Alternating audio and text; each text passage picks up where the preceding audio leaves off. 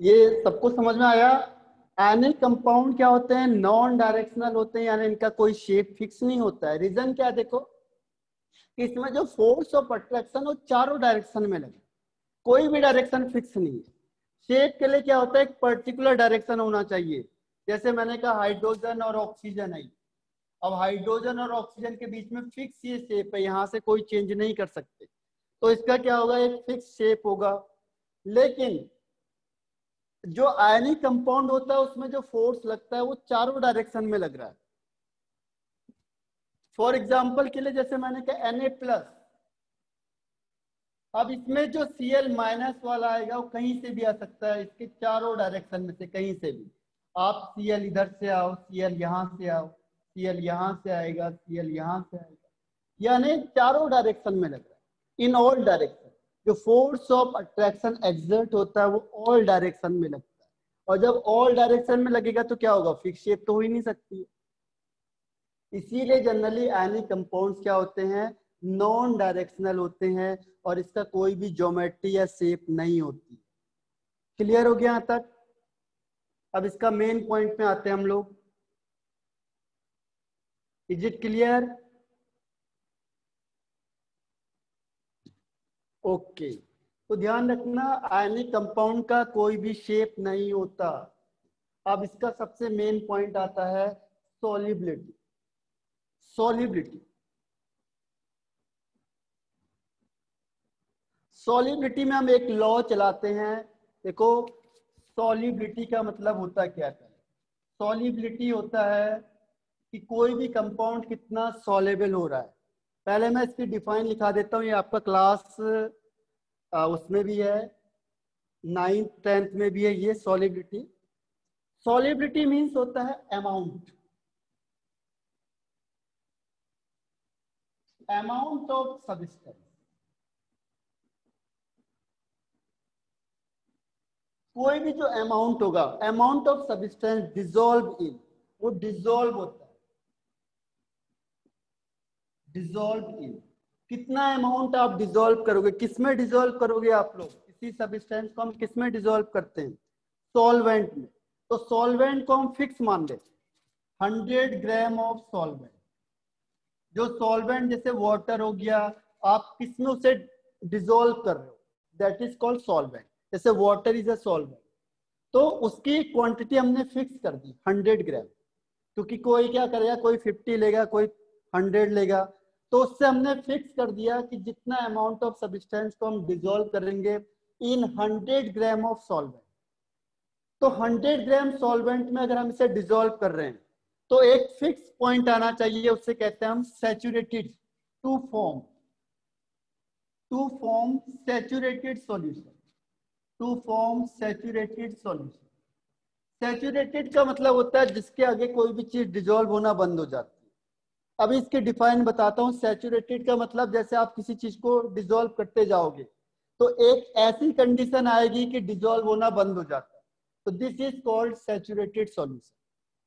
आप जैसे चीनी, पानी लिया और उसमें चीनी मिलाते जा रहे हो, एक टाइम ऐसा आएगा कि क्या होगा, चीनी जो डिसॉल्व होना बंद हो जाएगा, तो this is called saturated solution. ठीक है? Eight particular temperature and pressure. Particular यानी एक फिक्स टेम्परेचर होना चाहिए और एक फिक्स प्रेशर होना चाहिए, तो दिस इज कॉल्ड सॉलिबिलिटी।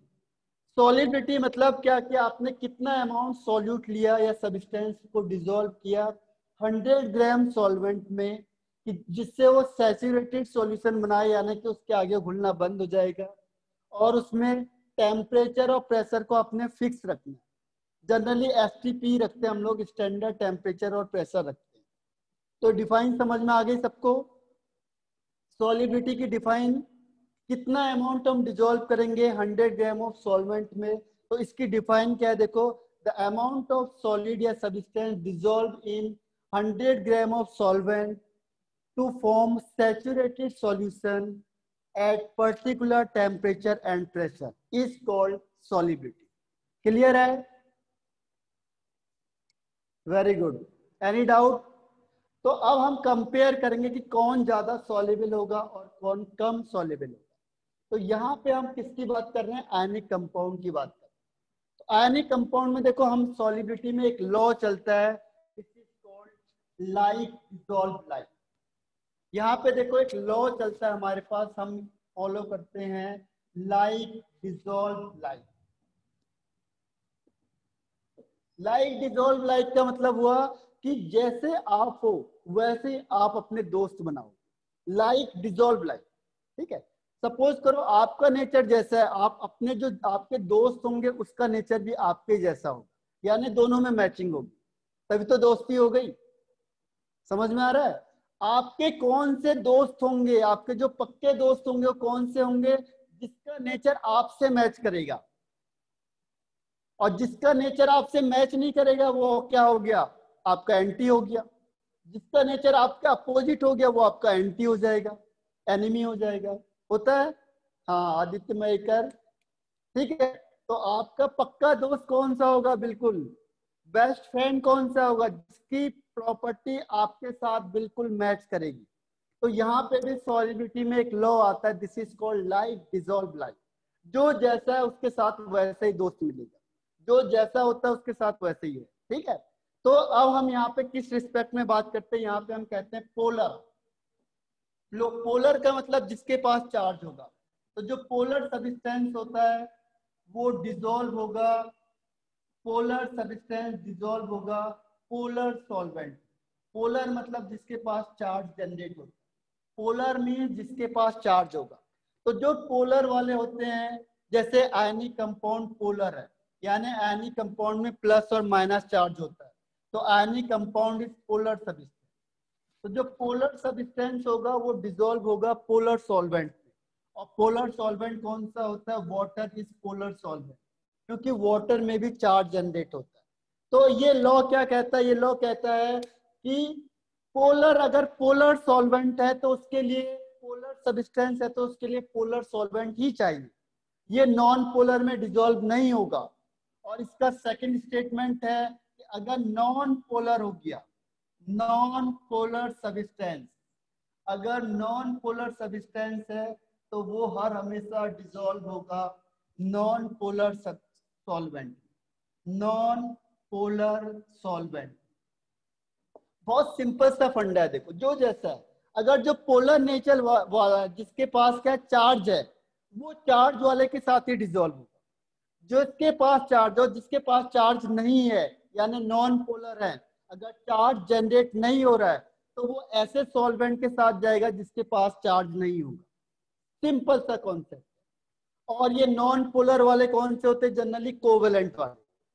और नॉन पोलर कौन से हो गए? जैसे बेंजीन हो गया, टॉल्विन हो गया, ये आगे हम डिस्कस करेंगे।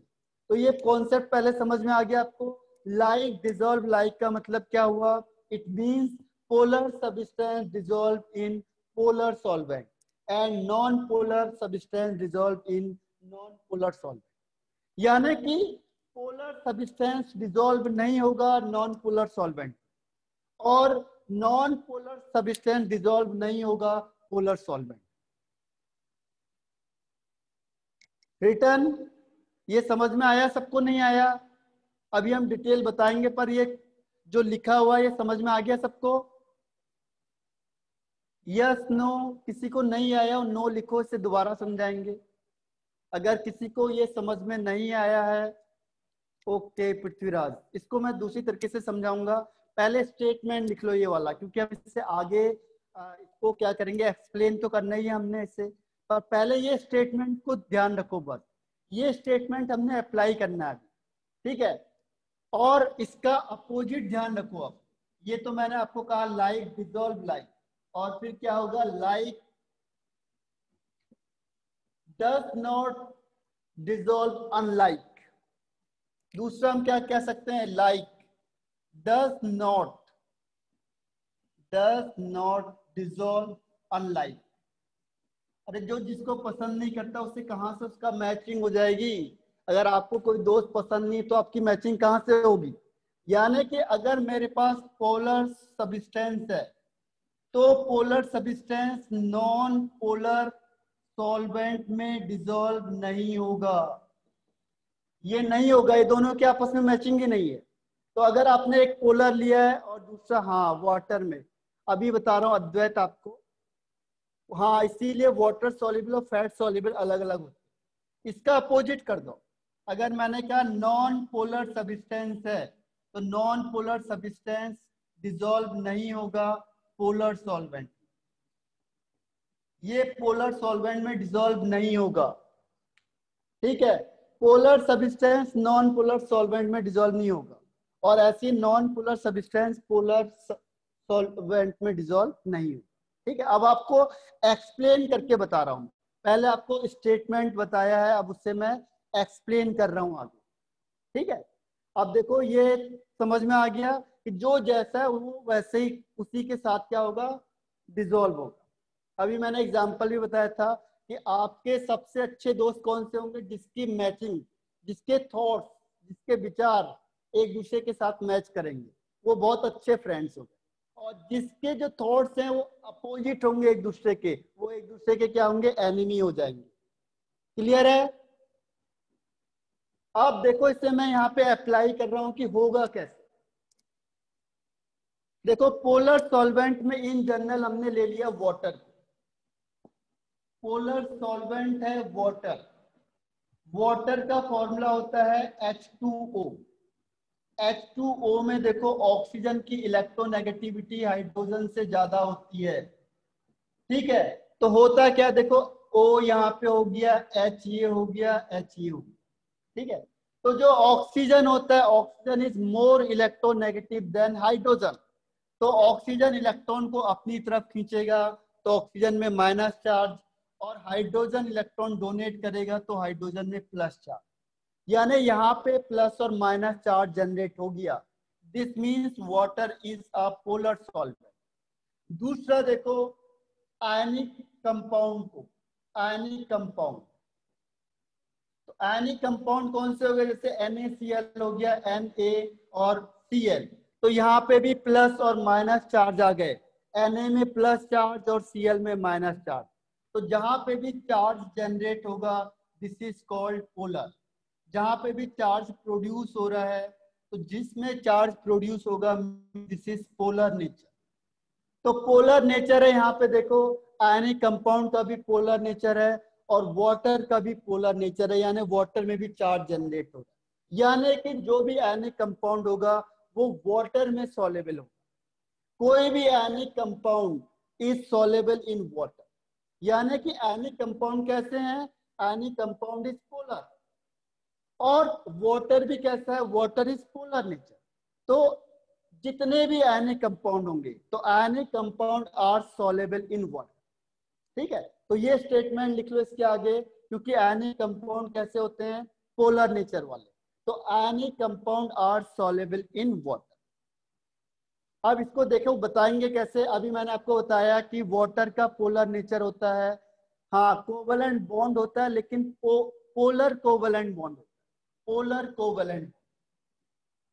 अब देखो होता क्या है यहाँ पे, अब ये करते कैसे हैं प्रोसेस, उसे कहते हैं सॉल्वेशन कैसे हो रहा है। देखो जैसे मैंने कहा आपको Na, यहाँ बड़ा दिखाता हूँ पहले, NaCl को जैसे मैंने आपको वाटर में डिसॉल्व, ठीक है।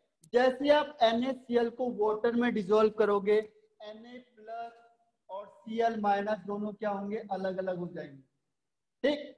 अब जो वाटर होगा, वाटर में देखो प्लस और माइनस चार्ज दोनों होते हैं, तो जो प्लस वाला है उसको कौन अट्रैक्ट करेगा, माइनस वाला, तो माइनस कौन सा है वाटर में, ऑक्सीजन, तो ये ऑक्सीजन किसको अट्रैक्ट करेगा, ऑक्सीजन के मॉलिक्यूल किसे सराउंडेड हो जाएंगे, Na+। ये देखो इसको चारों तरफ से घेर लेंगे, ये तो बहुत गुस्सा आया इस पे Na+, ठीक है। तो ये क्या करेगा, इसे चारों तरफ से घेर लेगा, ऑक्सीजन के दो मॉलिक्यूल, क्योंकि वाटर बहुत ज्यादा है देखो, और ये प्लस चार्ज है तो प्लस की तरफ कौन जाएगा, माइनस चार्ज वाला जाएगा, तो माइनस चार्ज से क्या करेगा, चारों तरफ से घेर लेगा। तो इस तरीके से क्या होगा, Na+ पूरा वाटर में डिसॉल्व हो गया, और इसके बाद देखो Cl माइनस हो गया, अब माइनस को कौन घेरेगा, प्लस वाला, तो प्लस कौन है इसमें, हाइड्रोजन, तो हाइड्रोजन में प्लस चार्ज है, इस तरीके से जाएगा देखो, प्लस माइनस को क्या करेगा, घेरेगा। अब इसको Cl माइनस है तो उसके चारों तरफ कौन आ जाएंगे, प्लस वाले। ये इस तरीके से आएगा, देखो प्लस और प्लस। अब ये चारों तरफ से इसको क्या करेंगे, घेर लेंगे। तो वाटर मॉलिक्यूल इस तरीके से क्या होता है, सराउंडेड हो जाता है, प्लस एंड माइनस। ये देखो, अब ये हो गया, दिस इज कॉल्ड सॉल्वेशन। हुआ क्या, जैसे ही मैंने NaCl को वाटर में डाला तो Na में कौन सा चार्ज था, प्लस और माइनस चार्ज, ये टूट गया। और वाटर में क्या था, वाटर में अभी आपको बताया, वाटर में भी प्लस माइनस चार्ज होगा। तो प्लस वाला चार्ज किसको अट्रैक्ट करेगा, माइनस वाले को। तो जो भी माइनस चार्ज है उसके पास आएगा। और प्लस रिपेल प्लस, इसीलिए ये वाला यहाँ नहीं आ रहा है। ये जो H प्लस है वो Na प्लस में नहीं आएगा, because positive charge repel each other, like charge repel each other. तो Na प्लस को माइनस वालों ने सराउंडेड कर दिया, और ऐसे माइनस वाले को किसने सराउंडेड कर दिया, प्लस वाले। तो this process is called solvation. इसको हम एक वर्ड कहते हैं यहाँ पे, सॉल्वेशन, यानी ये सॉलेबल हो गया। तो this process is called solvation. समझ में आया या नहीं आया, दोबारा से बताऊं। अब यहाँ पे देखो, पोलर, पोलर का मतलब हुआ प्लस और माइनस चार्ज। तो polar solvent, polar substance dissolve होगा किसमें, पोलर सॉल्वेंट। अब पोलर सॉल्वेंट इज वाटर। तो जो भी कोई भी जिसमें चार्ज होगा वो क्या करेगा, इसको तोड़ देगा पहले। Na प्लस और Cl माइनस को इसने ब्रेक डाउन कर दिया। अब देखो होगा क्या, कि जो प्लस वाला है उसमें माइनस चार्ज उसके सराउंडेड में आ जाएंगे, क्योंकि वाटर की क्वांटिटी बहुत ज्यादा है, पानी आपने बहुत ज्यादा लिया हुआ है, और नमक क्या है, थोड़ा सा आपने नमक डाला हुआ है। तो वाटर यानी NaCl की क्वांटिटी कम है और वाटर की क्वांटिटी ज्यादा है, तो उसे, इसको कहेंगे हम सॉल्वेंट, और ये कहते हैं हम इसे सॉल्यूट। ठीक है, तो ये process, this process is called solvation. समझ में आया आप सबको, कि जो पोलर वाला है वो पोलर में सॉल्वेंट क्यों हो रहा है, यानी जो ionic compound is soluble in water, why, तो this is the reason. Plus charge को कौन सराउंडेड करेगा, minus charge. Positive ion is surrounded by negative charge, and negative charge is surrounded by the positive ion of water. Is it clear, या इसे दोबारा बताऊं, दोबारा explain करना है इससे, या हो जाएगा, ओके। एक बार चलो फिर से बता देते हैं। देखो, अगर आपने इसकी जगह पे कोई और ले लिया, मैंने आपको कहा था कि जो चार्ज होते हैं, चार्ज वाले चार्ज को ही पसंद क्यों करते हैं, रीजन क्या है, देखो कि NaCl था, या कोई भी कंपाउंड ले लिया आपने A प्लस B माइनस, ठीक है, आपने ले लिया कोई भी ionic compound A plus B minus. अब क्या होगा, जब ये सॉलिड फॉर्म में तो इसमें कोई दिक्कत नहीं आई, लेकिन जैसे ही मैंने इसे वाटर में डिसॉल्व किया, वाटर में जैसे ही मैंने इसको क्या किया, डिसॉल्व किया, तो वाटर में डिसॉल्व करने के बाद क्या होगा, मुझे पता है कि जो वाटर होता है, वाटर में देखो दो, इसको ध्यान रखना आप, वाटर में नेगेटिव चार्ज ऑक्सीजन में, और पॉजिटिव चार्ज किसमें होगा, हाइड्रोजन में होगा। ठीक है, तो ये क्या करते हैं, ये इसको पहले तोड़ने का काम करेंगे। NaCl को जैसे आप पानी में डालोगे, ये आयंस आपस में क्या होंगे, अलग अलग हो जाएंगे। तो A प्लस अलग हो गया और B माइनस अलग हो, ठीक है। NaCl ले लो, कोई भी आयनिक कंपाउंड लेंगे तो उसमें एक प्लस का होगा, एक माइनस का होगा। अब क्या होगा, देखो प्लस प्लस को क्या करेगा, रिपेल करेगा। प्लस की तरफ कौन आएगा, जो इसका नेगेटिव पार्ट होगा। तो इसके पास नेगेटिव पार्ट कौन सा है, ऑक्सीजन का है। तो इसने, ऑक्सीजन ने इसको चारों तरफ से क्या कर दिया, सराउंडेड कर दिया। क्योंकि जो वाटर है तो बहुत ज्यादा क्वांटिटी में, तो ये चारों वाटर, यहाँ से इसमें चारों तरफ से वाटर लग गए। देखो ये वाटर लग गए, रीजन क्या है, इसमें नेगेटिव चार्ज, और नेगेटिव पॉजिटिव को क्या करेगा, अट्रैक्ट करेगा। ठीक है, तो ये नेगेटिव चार्ज लग गया किसकी तरफ, प्लस वाले की तरफ। दूसरे में देखो यहाँ पे प्लस माइनस चार्ज है, तो माइनस की तरफ कौन आएगा, हाइड्रोजन। माइनस की तरफ कौन आएंगे, हाइड्रोजन। तो हाइड्रोजन क्यों आया, क्योंकि हाइड्रोजन के पास कौन सा चार्ज है, positive charge. Hydrogen carry positive charge, तो हाइड्रोजन के पास प्लस चार्ज है, तो प्लस वाले ने किसको सराउंडेड किया, माइनस वाले को, और माइनस ये जो प्लस आयन था उससे सराउंडेड किया माइनस आयन, और जो माइनस वाला था उससे कौन सराउंडेड हुआ, प्लस। तो इस तरीके से ये दोनों क्या हो गए, अलग अलग हो गए। तो जैसे ही अलग अलग होंगे क्या होंगे, this is soluble in water, तो इसीलिए आयनिक कंपाउंड क्या होते हैं, सॉल्युबल होते हैं वाटर में। क्लियर है यहां तक, ये अभी भी नहीं आया समझ में, यस वेरी गुड। ठीक है, तो कोई भी आयनिक कंपाउंड क्या होगा, इसीलिए टूटता। अब देखो इसमें रीजन क्या होता है, इसमें यहाँ पे दो तरीके की एनर्जी प्रोड्यूस होती है। ठीक है, यहाँ पे जब भी आप किसी चीज को तोड़ोगे तो यहाँ पे दो तरीके की एनर्जी प्रोड्यूस होती है। एक इसमें होती है energy, this is called lattice energy. जैसे सपोज करो NaCl है आपके पास, तो यहाँ पे जनरली दो टाइप की एनर्जी प्रोड्यूस होती है। एनर्जी, पहली एनर्जी होती है, इसमें दो तरीके की एनर्जी लगती है। पहली होती है lattice energy, first is lattice energy, और सेकंड इसमें होता है सॉल्वेशन एनर्जी। और अगर वाटर होता है तो इसके लिए हम कहते हैं hydration energy, hydration energy. Hydration का वर्ड क्यों यूज किया, देखो इसको मैं डिफाइन कर देता हूँ, ये तो हमने किया हुआ था। हाइड्रेशन एनर्जी की डिफाइन क्या होती है, हाइड्रेशन एनर्जी होती है, हाइड्रेशन एनर्जी की डेफिनेशन होती है कि अमाउंट ऑफ एनर्जी रिलीज्ड। यहाँ पे जब भी आप किसी चीज को पानी में डालोगे, हाइड्रेशन किसके लिए, केवल वाटर के लिए, हाइड्रा मीन्स वाटर, तो उसमें एनर्जी हर हमेशा रिलीज होगी, हर हमेशा। तो अमाउंट ऑफ एनर्जी रिलीज कब, जब आपने क्या किया, 1 mole of substance, 1 mole substance को आपने किसमें डिसॉल्व करेंगे, वाटर में।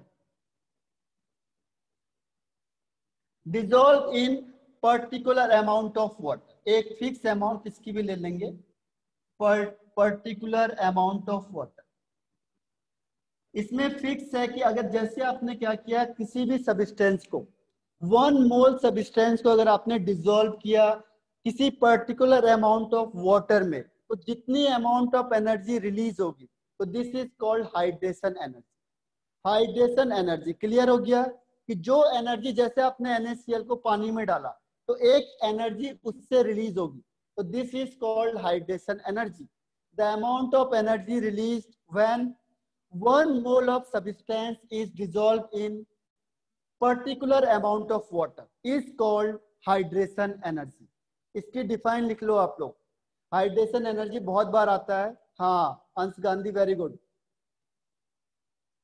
क्लियर हो गया हाइड्रेशन एनर्जी का कॉन्सेप्ट, हाइड्रेशन एनर्जी का कॉन्सेप्ट क्लियर हो गया, वेरी गुड आदित्य मयकर। तो देखो अब हाइड्रेशन एनर्जी और इन दोनों में डिफरेंस क्या है, देखो जैसे मैंने कहा NaCl है, तो NaCl को तोड़ने के लिए कितनी एनर्जी चाहिए, this is called lattice energy, Na plus और Cl माइनस। ठीक है, और जब आप NaCl को वाटर में डिसॉल्व करोगे, जैसे मैंने NaCl को वाटर में डिसॉल्व किया, यहां अलग से लिख देता हूं, NaCl को वाटर में डिसॉल्व किया और ये आयंस में टूटेगा एक्वस, एक्वस में, तो यहां से जो एनर्जी रिलीज होगी, this is called hydration energy.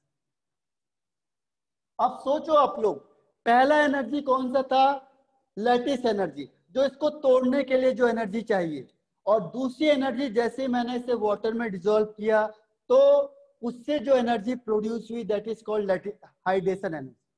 तो अगर कोई भी कंपाउंड सॉल्युबल होगा तो उसमें कंडीशन क्या होगी, इसके बेस, अगर मैंने कहा कि कोई भी कंपाउंड सॉल्युबल है, ठीक है, तो कौन सी एनर्जी ज्यादा होनी चाहिए, जैसे मैंने कहा कि दिस वन इज सॉल्युबल, तो हाइड्रेशन एनर्जी और लैटिस एनर्जी में से किसकी एनर्जी ज्यादा होनी चाहिए कि ये कंपाउंड वाटर में सॉल्युबल हो जाएगा, तो बताओ कौन सी एनर्जी ज्यादा होनी चाहिए। वेरी गुड अद्वैत, आयुष, अंश गांधी, वेरी गुड। ठीक है, तो किसकी एनर्जी ज्यादा होनी चाहिए? हाइड्रेशन एनर्जी की वैल्यू ज्यादा होनी चाहिए। सपोज करो मुझे यहाँ पे 100 जूल एनर्जी, बिल्कुल सही है पृथ्वीराज, 100 जूल एनर्जी चाहिए मुझे इसे तोड़ने के लिए, ठीक है, 100 जूल। और जैसे मैंने इसे वाटर में डिजोल्व किया, यहाँ से मुझे मिल गया 200 जूल। तो फिर मेरा काम तो हो गया ना। मेरा काम, मुझे बाहर से कोई एनर्जी नहीं देनी पड़ रही है, क्योंकि जो एनर्जी यहाँ से मिली वो ऑटोमेटिकली यहाँ काम आ जा रही है, ठीक है। तो मुझे अलग से कोई एनर्जी देनी नहीं पड़ रही है, तो वो क्या होगा? सॉल्युबल हो जाएगा। यानी जब हाइड्रेशन एनर्जी की वैल्यू ज्यादा होगी लैटिस एनर्जी से, तो वो कंपाउंड क्या होगा? सॉल्युबल हो जाएगा इन वाटर में, सॉल्युबल इन वाटर। ये हो गया केस नंबर 1, ठीक है। सेकंड केस क्या होता है इसमें? देखो सेकंड केस में अगर मैंने कहा ये इनसॉल्युबल है, ये तो वाटर में घुल ही नहीं रहा। केस सेकंड मैंने आपको कहा कि अगर सपोज करो ये इनसॉल्युबल है वाटर में, इनसॉल्युबल इन वाटर, ये वाटर में सॉल्युबल ही नहीं हो रहा, तो अब बताओ इन दोनों में से किसकी एनर्जी ज्यादा होनी चाहिए? लैटिस एनर्जी या हाइड्रेशन एनर्जी की? ये 1 2। हाँ वेरी गुड, अदिति, आयुष, अंश गांधी, वैभवी, सार्थ, आदित्य मयेकर। देखो विद इन 10 मिनट में ऑफ हो जाएगा, ठीक है। रुजुल वेरी गुड। देखो सीधा सा कॉन्सेप्ट है, अगर मुझे ज्यादा एनर्जी चाहिए तो क्या होगा? ये चाहिए मुझे 500 जूल एनर्जी, और ये यहाँ से केवल 200 जूल एनर्जी निकाल रहा है, तो ये तो सॉल्युबल ही नहीं होगा, क्योंकि उसको तोड़ने के लिए जितनी एनर्जी चाहिए वो बहुत ज्यादा है, और जो ये एनर्जी प्रोड्यूस कर रहा है बहुत कम है, तो वो अपने आप नहीं टूटेगा। फिर आपको एनर्जी देनी पड़ेगी। फिर आपको कितनी एनर्जी देनी पड़ेगी? 300 जूल। हाँ, इसीलिए हीटिंग की जरूरत पड़ती है। Very good. तभी हम क्या करते हैं, उसे हीटिंग देते हैं यहाँ से। अब हम हीट देंगे उसे, कितना? 300 जूल हीट देंगे, तब जाकर टूटेगा, अदरवाइज वो नहीं टूट पाएगा। तभी आपने देखा कि कई चीज को हम गर्म करते हैं तो एकदम से रिएक्शन होती है, क्यों?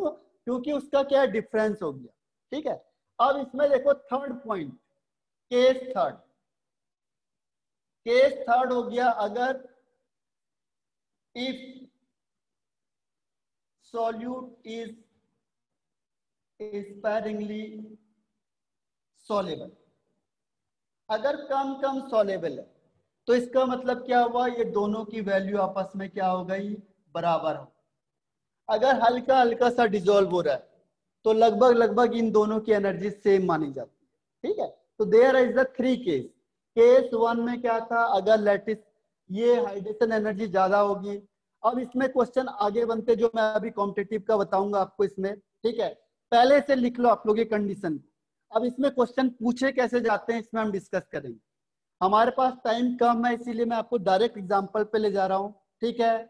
और फिर हम इसको आगे इसके फैक्टर्स पे डिस्कस करेंगे। जल्दी से इसे लिख लो आप लोग, देख लो। कोई डाउट है किसी को?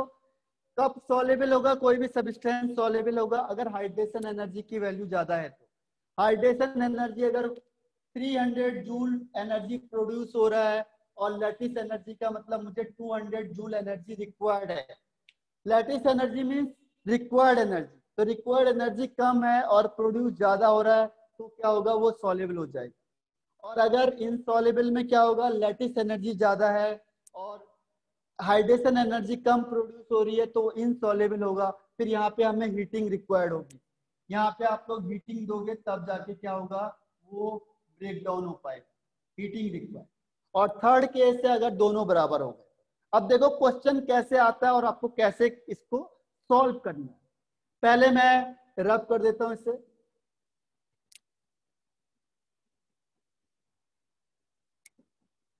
आपको इससे सॉल्व करना है, क्योंकि हाइड्रेशन एनर्जी और हाइड्रेशन एनर्जी भी साइज पे डिपेंड करती है।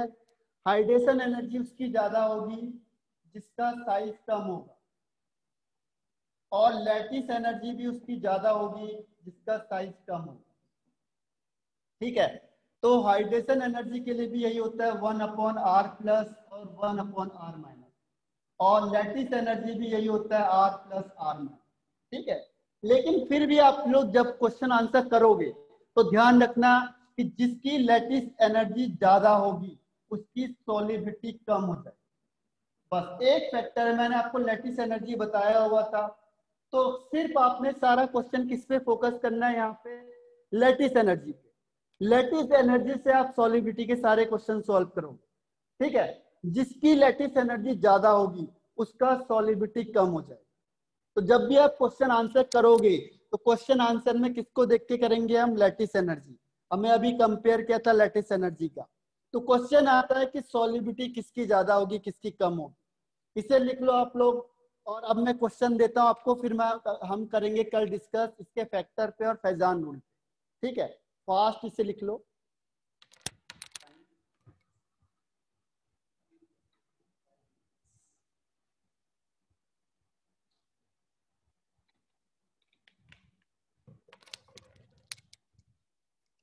आप देखो क्वेश्चन देता हूं मैं डायरेक्ट, आपको बहुत ध्यान से समझ के करना है आपने। क्वेश्चन लॉजिकली होंगे। 5 मिनट से अभी हमारे पास, तो 5 मिनट में आप 2-3 क्वेश्चन करोगे और इन क्वेश्चन से आपको पता चल जाएगा कि क्वेश्चन आते कैसे। इसमें जो क्वेश्चन पूछे जाते हैं वो कैसे पूछे जाते हैं, देखो बहुत ध्यान से देखना इसे।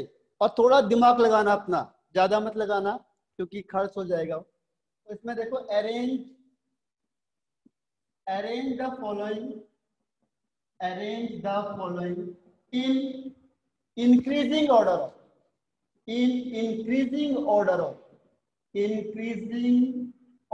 of their solubility, ठीक है।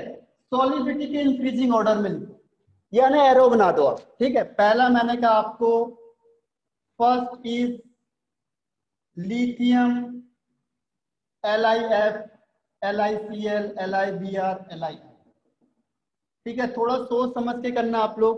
Second is LiCl, NaCl, KCl, RbCl। Third one is BeCO3, MgCO3 और CaCO3 और SrCO3। अब पहले का सोचो, पहले फर्स्ट है 1, 2, 3 एंड 4। बताओ किसकी सॉलिबिलिटी ज्यादा होगी। तो पहले आपको क्या चेक करना है, लैटिस एनर्जी।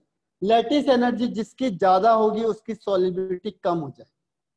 हाँ वेरी गुड सार।